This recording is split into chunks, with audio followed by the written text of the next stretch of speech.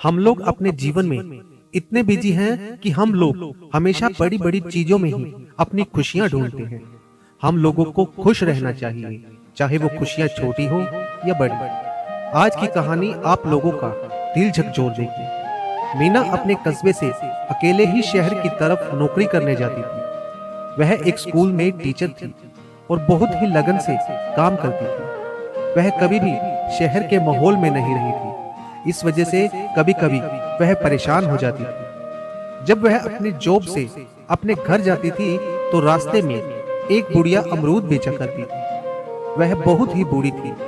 एक दिन मीना उसके पास गई और बोली, अम्मा 1 किलो अमरूद देना। मीना को देखकर बूढ़ी माँ की आंखों में चमक आ गई। उसने 1 किलो अमरूद मीना को दे दिया। मीना ने अमरूद लेकर एक खाया और बोला, अम्मा आपका अमरूद मीठा नहीं है। और उसने एक अमरूद अम्मा को निकाल कर दे दिया। बूढ़ी माँ ने अमरूद खाकर बोला, मीठा तो है।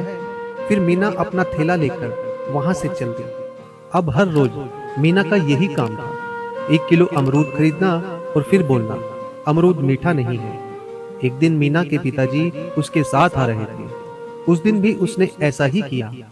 मीना के पापा ने बोला, अमरूद तो मीठा है, फिर भी तुम उस बुढ़िया को क्यों परेशान करती हो? इस पर मीना ने बोला, बूढ़ी अम्मा बस अपना अमरूद बेचती है, वह खुद नहीं खाती है। जब मैं उनको यह बोलकर एक अमरूद देती हूँ कि अमरूद मीठा नहीं है, तो कम से कम इस बहाने ही वह एक अमरूद खाती तो है।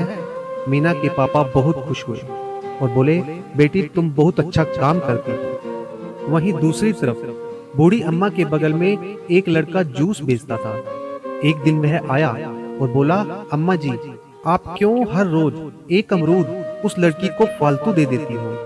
इस पर अम्मा ने बोला, बेटा वह हर रोज मेरे अमरूद को बुरा बोलकर एक अमरूद मुझको दे देती है। उसको पता है कि मैं अपना अमरूद खाती नहीं हूँ, इसलिए मैं उसको एक अमरूद फालतू दे देती हूँ। वह लड़की बहुत ही प्यारी है।